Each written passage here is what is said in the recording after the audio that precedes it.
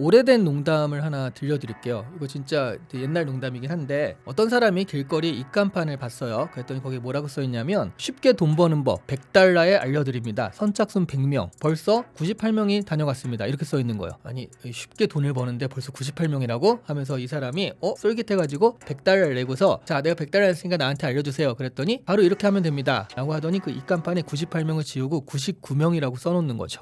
이게 웃긴 얘기예요. 근데 사실 요즘은 우픈 얘기가 됐습니다. 왜냐하면 이런 식의 비즈니스 모델이 굉장히 많아요. 생각보다. 그죠? AI로 돈 버는 법 알려드릴게요. 이 게시물 보고 찾아 들어갔더니 뭐 이렇게 하면 돼 저렇게 하면 돼 얘기하다가 갑자기 몇십만 원짜리 PDF를 결제하라느니 몇백만 원짜리 강의를 결제하라느니 이런 것들이 뜹니다. 그런데 그 결제를 하시는 분이 있거든요. 그러면 이 99의 숫자가 이제 마지막 100명이 채워지는 겁니다. 그 사람의 비즈니스 모델은요, AI로 돈 버는 게 아니라 AI로 돈 버는 법을 파는 거, 이게 그 사람의 비즈니스 모델이거든요. 생각해보세요. 어떤 방법으로 진짜 돈을 그렇게 펑펑 벌고 있다라고 한다면 굳이 이렇게 할 필요가 없죠. 그죠? 다른 말로는 버는 돈이 있다라고 쳐도요, 그렇게 버는 돈보다 이렇게 강의 PDF를 팔아가지고 버는 돈이 더 큰 거예요. 그러니까 이렇게 하고 있는 겁니다. 그럼 생각해보면 그렇게 이 사람이 얘기하는 그 방법대로 하는 게 그렇게 큰 돈이 되는 건 아니다. 실제로 돈이 안 될 가능성도 훨씬 많고요. 그렇게 생각해보시면 되겠습니다. 얼마 전에 어떤 TV 고발 프로그램에서 인증 프로그램, 그러니까 수입 같은 거 인증한 다음에 이만큼 벌었어야 하잖아요. 그 수입 인증 화면을 조작하는 거를 보여주기도 했고요. 그리고 라이브를 하잖아요. 유튜브 라이브를 하면 몇천 명의 구독자를 그냥 몇십만 원 정도면 다 동원해서 이렇게 할 수 있다, 이걸 보여주기도 했습니다. 그래서 거기 PD인가 작가인가가 제가 스타 강사가 돼보겠습니다 이러면서 그거 다 해가지고 얼마 안 되는 돈으로 그 몇천 명의 라이브 이런 걸 한 다음에 결제까지 유도할 수 있게 하는 그런 것들을 시연한 적이 있거든요. 생각보다 쉽게 되더라고요.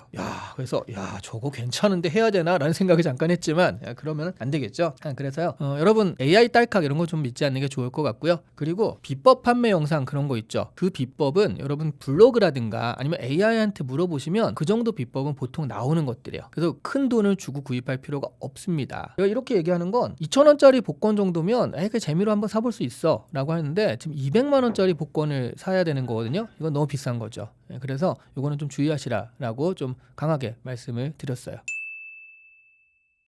아니, 꼭 그런 건 아니고요. 제가 특히 얘기하는 건 AI 딸칵 영상이라고 해서 그냥 쉽게 돈을 벌 수 있다, AI 도구 몇 개 조합해서 쉽게 돈을 벌 수 있다, 이런 부분들이 조금 의심을 해봐야 된다라고 말씀을 드리는 겁니다. 근데 이유가 다 있어요. 실제로 누가 그걸로 돈을 벌었다, 뭐 그럴 수 있습니다. 그런데 만약 그렇다 하더라도 그건 1년 전 얘기일 거라는 거예요. 왜냐하면 지금은 AI 도구도 많아졌고 그걸 아는 사람도 많아졌기 때문에 이런 비슷한 영상들이 너무 많아요. 그러니까 이걸 클릭하는 사람도 노출 피로도가 엄청납니다. 그러니까 예전처럼 그렇게 많이 클릭하는 그런 영상이 아니거든요. 그리고 유튜브가 이런 이른바 저질 콘텐츠라고 하죠. 이런 퀄리티가 좀 낮은 것들에 대해서 알고리즘을 안 노출해주는 방법으로 자꾸 그런 콘텐츠들을 죽이고 있어요. 그러다 보면 한번 소탕 작전 쫙 걸리잖아요. 그럼 순식간에 채널도 날아가요. 이러다 보니까 굉장히 위험한 방법이 되는 거죠. 그리고 예전에 영화급으로 잘 만들면, 그러면 퀄리티 낮은 거 말고 영화급으로 잘 만든 그런 영상을 하면 되지 않을까 생각을 하실 수도 있는데, 그런 것도 많아졌죠. 되게 많아졌어요. 그래서 영화급 콘텐츠로 디즈니와 경쟁을 할 수도 있겠지만, 디즈니와 경쟁을 하는 건 콘텐츠뿐만 아니라 마케팅도 해야 되거든요. 그러니까 쉽지 않은 거예요. 그래서 이런 부분에 있어서는 정말 쉽지 않다. 제가 숫자를 하나 말씀드리면, 유튜브 채널이요, 2018년에 총 2,300만 개 정도가 있었대요. 전 세계적으로 2,300만 개가 있었는데, 지금 2025년 통계를 보면 1억 1,500만 개입니다. 5배, 6배가 된 거예요. 그리고 매달 업로드하는, 그러니까 꾸준히 업로드하는 거 있죠. 매달 업로드하는 그런 채널은 6천만 개가 있다고 합니다. 이 중에 어떻게 내가 이걸 할 수 있을까? 채널이 늘어난 이유는 이 콘텐츠를 꼭 만들어야 해서가 아니라 만들 수 있기 때문인 거예요. AI로 쉽게 만들 수 있으니까 뭐 한번 만들어 보자 라고 해서 늘어난 거라는 거거든요. 나만 늘어났겠어요? 다른 사람도 늘어났겠죠. 그죠? 나만 쉽겠어요? 다른 사람도 쉽다라는 거. 제가 한번 겪은 일이 있습니다. 얼마 전에 누가 SNS에 AI로 전 세계 지역에서 음악을 틀어주는 그런 라디오 같은 것들을 내가 만들었다, AI 딸깍으로 쉽게 만들었다. 그러니까 뭐 부에노스아이레스 딱 클릭하면 거기 좀 비슷한 음악 있잖아요. 뭐 탱고라든가 이런 음악 나오고, 저기 클릭하면 뭐 비슷한 음악 나오고, 이런 식으로 라디오를 만들었다라고 하더라고요. 그래서 뭐지? 이런 것들이 가능한가 해서 들어가 봤거든요. 몇 개 도시가 있는데 다 사용자가 0명이에요. 그래서 이게 좀 잘못됐나? 카운팅을 잘못했나? 라고 해서 한 도시에 들어가 봤습니다. 그랬더니 카운팅이 1이 되는 거예요. 제가 들어간 거죠. 아무도 사용하지 않아. 그러니까 AI로 만드는 건 좋아요. 그런데 그걸 사용하는 게 문제잖아요. 만들 수 있다와 팔린다는 다른 겁니다. 그러다 보니까 할 수 있어서 콘텐츠가 나오는 시대가 되다 보니까요. 중요한 건 수요가 있어야지 그 콘텐츠가 팔리는데 그냥 콘텐츠가 나올 수 있으니까 나오는 것이다 라고 하는 그런 시대가 되다 보니까 내가 AI 딸깍으로 쉽게 만드는 콘텐츠가 이게 클릭이 되고 수익이 되리라는 보장이 전혀 없는 거죠. 안 될 확률이 더 높아진 거예요. 그래서 제가 얘기하는 건 수요에 맞춰서 공급이 돼야지 그냥 공급만 있어서는 안 된다. 흔히 얘기하는 수요 없는 공급이라는 거죠. AI 딸깍이 가짜인 거지 AI 부업이 가짜라고 얘기하는 건 아닙니다. AI 부업 이거는 따로 진짜 중요한 의미가 있기도 해요.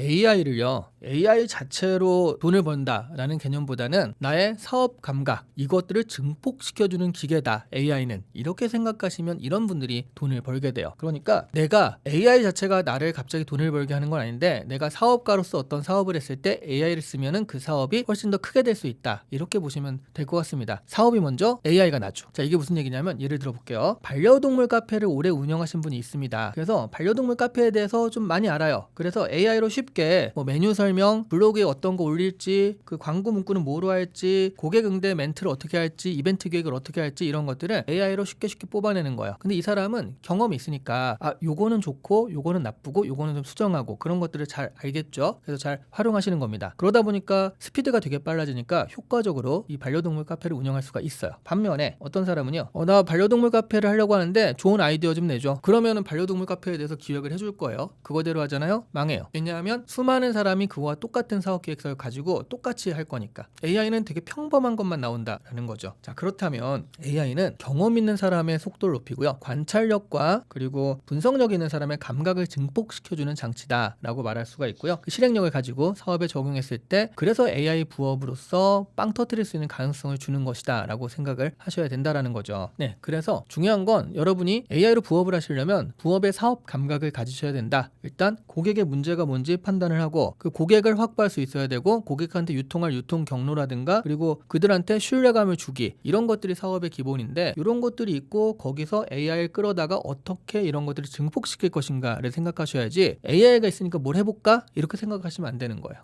그게 이제 가장 큰 다른 점이다 라고 얘기할 수 있고요. 직장인들이 AI 부업에 끌리는 이유는 직장인이니까 월급은 나오고 사실 부업은 큰 돈이 안 되니까 사실 이게 돈이라기보다는요 부수입 자체라기보다는 뭐 되면 좋죠. 근데 일단 처음에는요 직장 외에 다른 것 조직 밖 가능성에 대한 눈돌림이다 라고 생각하시면 될 것 같아요. 그 나중에 은퇴를 생각하든 아니면 정말 이게 잘 돼가지고 내가 이렇게 전환을 생각하든 간에 기본적으로는 월급만으로는 부족하죠. 당연히 부족한데 근데 그게 문제가 아니라 불안한 거죠. 이게 끊기는 순간 어떻게 되지? 그러면 나는 뭔가 하고 있어야 되지 않나? 그러면서 이제 AI 부업에 대한 가능성을 생각하시는 겁니다. 자, 그러다 보니까 AI가 예전에는 나 혼자서 뭘 하면은 다 할 수가 없어요. 내가 비즈니스를 만들면 회계는 어떻게 할 거예요? 홍보는 어떻게 할 거예요? 유통은 어떻게 할 거예요? 근데 AI가 이런 것들을 해주니까 이런 가능성이 있다. 그렇기 때문에 해볼 만하다라고 생각을 하시라는 거죠. 그래서 한 사람이 작은 조직처럼 사고하고 실행할 수 있게 만드는 게 AI다. 이걸 가지고 나만의 어떤 부업을 찾아보겠다. 비즈니스를 찾아보겠다. 이렇게 생각하셔야지 AI가 콘텐츠를 만들어주니까 이걸 팔아보겠다. 이게 부업이다 생각하시면 그거는 상당히 어려운 길로 들어가는 것이다. 이렇게 말씀드릴 수 있다는 겁니다.